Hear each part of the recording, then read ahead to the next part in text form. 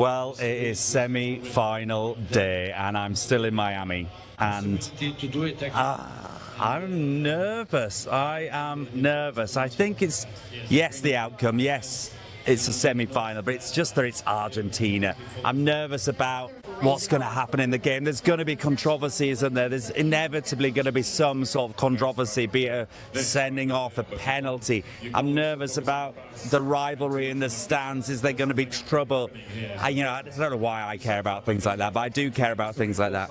And being here in Miami, I did debate going up to New York to watch a Chique, but the flights were crazy. I got offered 2 tickets to the game today in Atlanta yesterday afternoon, late afternoon.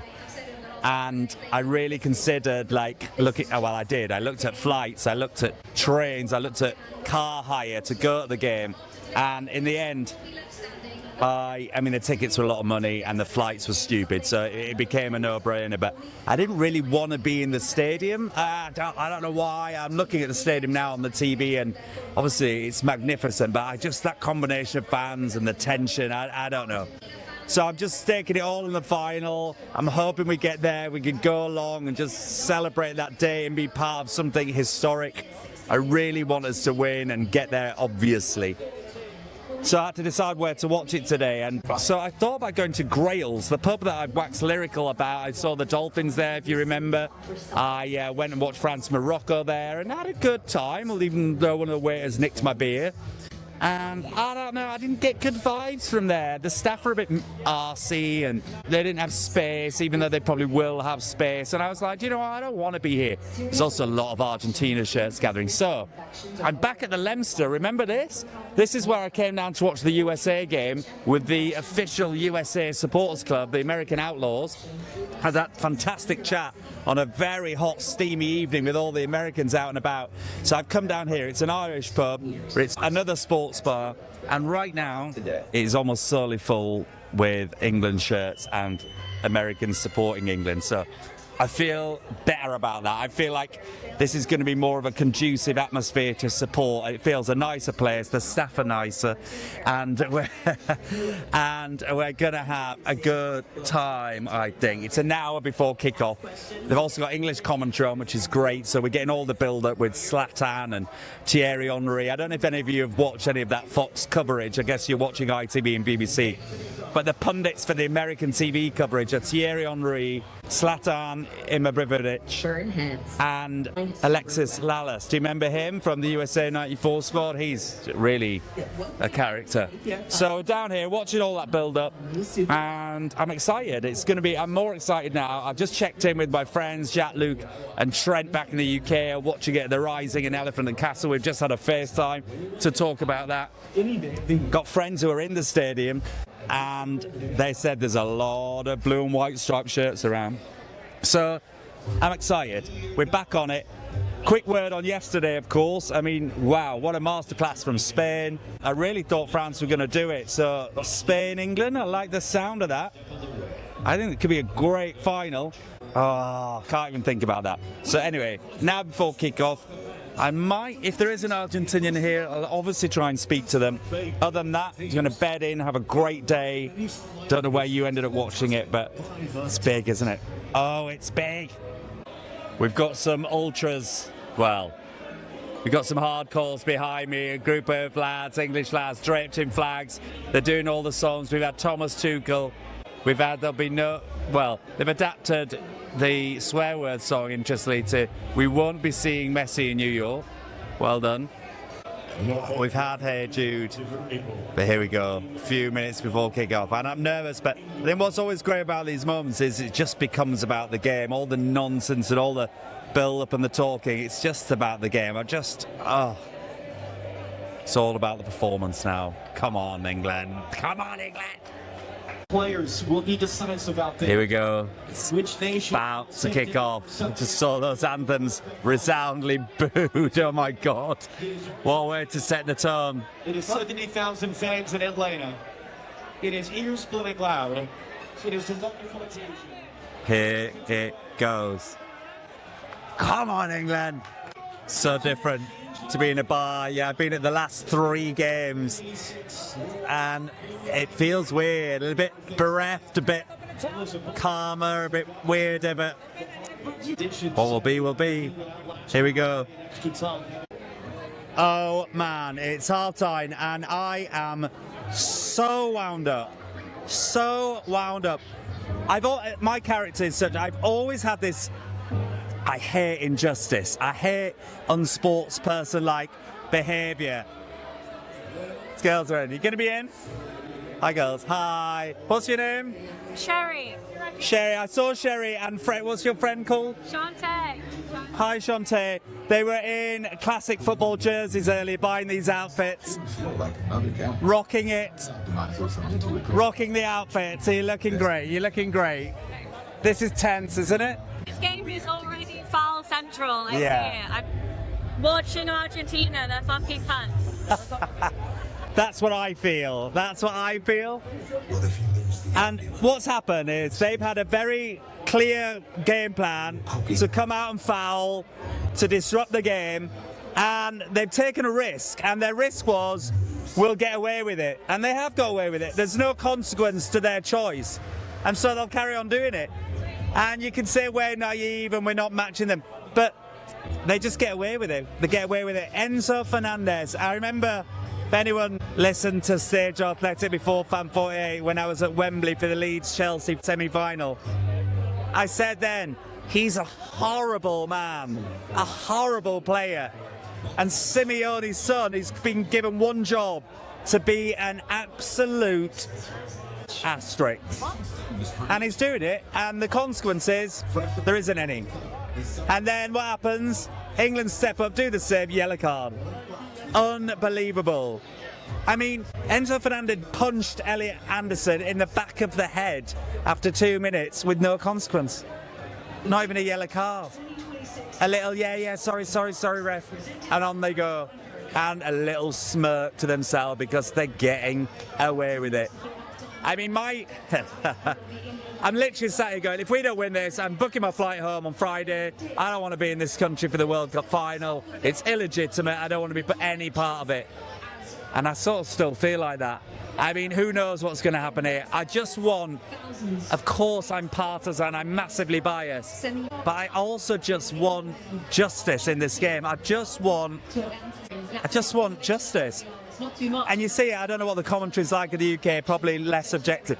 But the American commentators here are shocking. This false equivalence. Oh, what a competitive game. Of course it was always going to be like this. 2 teams going at each other. It's not 2 teams going at each other. It's one team going at the other team, and the other team having to deal with it. It's like watching Nigel Farage and Reform on Question Time. They're given different rules. Hi. They're given... It's a way to waving at the camera there. They're given different rules, and they exploit it, and then they claim injustice and victimhood. Oh my God, I can't bear it. I can't bear it. I almost thought of leaving at one point. I'm in knots. I don't know what you've been like, but wow, horrible. What's your name, brother? My name is Alex. And so tell me about this Argentina shirt. What's your story? Well, I've lived all over the world. I have a lot of connections in Argentina. I love the Argentinian people. I love Messi. I lived in Spain for a year and I watched.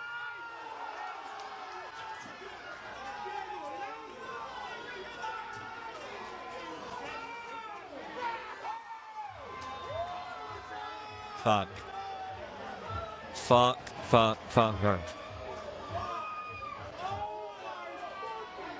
Of all the people,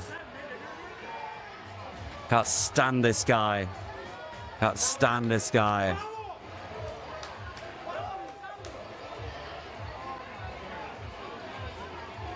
Tonight, just seconds before this, gets the ball that's up the box is Messi boys. What time it looks like he is. And he picks up another assist, but it attracts 2 bodies. And Anderson comes over, but that leaves. So Fernandez free.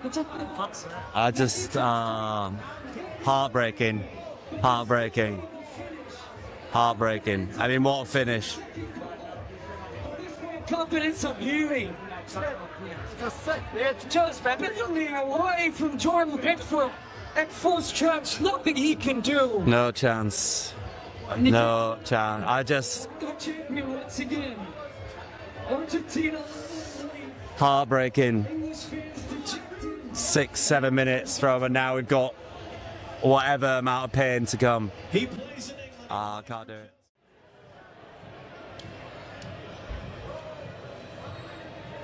We have seen it all before from Argentina, and yet they still managed to surprise us. He scored the winning goal in the Copa America final 2 years ago. Lautaro Martinez. They're hoping that once this is in play, it'll count as a game-winning goal in the semi-final. Indeed it is.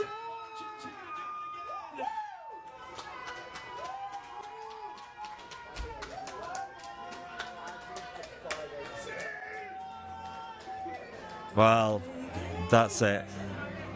It's heartbreaking. It's heartbreaking.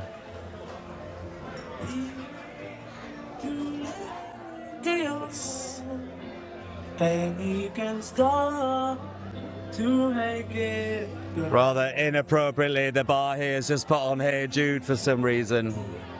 Don't know why that playing that. Truly, truly heartbreaking.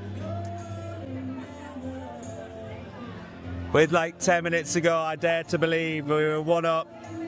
And I couldn't help but imagine what it would be like to be there in New York at a World Cup final with England. And then we sat back. I mean, we invited it on for too long. We went to 5-4-1, and you can do that against Mexico and just about get away with it, as we proved. You can't do that against Messi in Argentina. So, in that sense, it's our own fault. But then you look back to that first 20 minutes of the game, and they got away with it, didn't they? They just got away with it. It was a concerted act of unsportsmanship and cheating, and it worked. And it always does. That's the problem with the game. Yeah, and what do you do about it? So yeah, I can't say Argentina were outstanding. They weren't. We weren't either. It was a difficult game. So, I don't know, very, very hard to be part of all of that. And the dream's over. Dream's over for England. For me, right now, I feel so utterly deflated, and wow, the highs and lows of sport, you know. The Argentinian fans now, I know how they feel, you know what they're going through, and they don't see any injustice, they don't see any unfairness, they're just proud to be there as we would be in reverse. So that's why people say it's all fair and sport and all the rest of it. Yeah. But it just feels hard. Come on, Spain. I can't say anything now.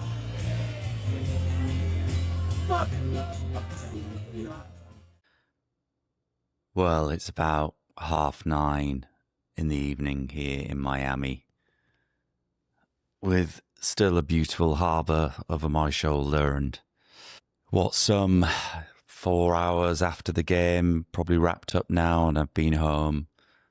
I stayed for a drink and chatted to the nice chap, Cameron, the American English fan who was next to me in the bar. But I was such poor company. I mean, throughout the game as well, several people tried to engage conversation, and I was so focused on the game and so invested in it that I couldn't really communicate to many people. I didn't really want to. I wanted to focus on the game. For that last 10 minutes, I was just so daring to dream about what a World Cup final would look and feel like. And obviously, given that I had the ticket for it, so invested in that personally, but for everyone back home as well. But not to be. And I kept thinking about how gracious the Mexico fans were in defeat in the Azteca that time, and how as joyous as the England fans were jubilant, I mean, ecstatic, how they embraced and accepted that and didn't gloat or rub it in people's faces. But obviously, you know, you only have to flick through social media to see the antagonism and nastiness on both sides, you know, the bitterness of the English fans and the frustration and the heartache and the gloating and gleeful nature of the Argentinian fans, and that combination really not rubbing up very well together. And indeed, it seems like lots of conflict sparked around not just the stadium itself, but in fan parks and London and cities around the UK, and I'm sure in Argentina as well, if you happen to be English and making an ill-judged walk through Argentinian fans. So it feels sour because it's right now, tonight, it's really coloured the whole experience, because I feel quite emotional. I feel, you know, maybe I've just been very naive about the nature of the coming together that the last 5 weeks has had. I don't think so. I've got to hold on to that. Obviously, it's raw. And I think tomorrow I'll feel very differently. But it was the worst of us, wasn't it? On the pitch, the choice to go about, and, you know, people call it dark arts and all that sort of stuff. It's not. It's just bullying the players and bullying the referee into submission and getting away with it. Now, you can say things naive, but I think, you know, they were robust, but they just didn't go down that breaking the rule bit, which, you know, you're punching people in the back of the head and grappling people with no consequence. Got away with it. That's always just really hard, because that Mexico game, it was so competitive and combative, but it was all in the rules of the game. It was just played in such a brilliant competitive spirit, and it wasn't by the Argentinians. They came out, and I think I've just been listening to Paul Robinson, and they did a job on us. It was a tactic that was there for everyone to see and was enabled and empowered. Now, I'm not saying, you know, therefore there's a conspiracy. I'm not going down all that route. But we've seen it in many teams. You see it in Premier League games and sports, but they got away with it. Now, in the end, of course, you know, we made choices. I'm not saying that was the outcome. I think it has a massive impact on the outcome, because they really should have been down to 10 men after 3 minutes. I mean, he punched Elliot Anderson in the back of the head. I mean, in any other context, it would be a red card. It wasn't even a yellow card. And certainly, you know, 4 or 5 of their players should have been on yellow cards within 10 minutes. And that does change the complexion of the game. But ultimately, you know, England made bad choices. Anyway, I've changed my flight. Maybe I should have slept on it, but I brought my flight forward. I'm coming home on Saturday. I'll land in London on Sunday morning. I may or may not watch the World Cup final. I've got to think about how I bring my journey and this podcast journey to an end in the next few days. And I think a bit of sleep is wise for that. But I've handed back my FIFA ticket. I hope that resells and I get the money back for that. And I'm going home early. Now, maybe they're rash, emotional-led decisions. I don't feel they are. I've got no part of me certainly wants to be at the final. Absolutely not. I mean, I felt like that before the game. I certainly don't want to be part of it now. I don't really want to be in New York during it. I'd rather be with mates watching it at home in London. So that's the decision I've made. So obviously I don't want this whole journey, or indeed the podcast, to come to an end like this. So I shall have a reflection tomorrow and find some joy in the coming days. But that's where I'm at right now. I'm sure you're feeling the same or similar. All right, well, that's it for now. To be continued. It's not coming home, but I am.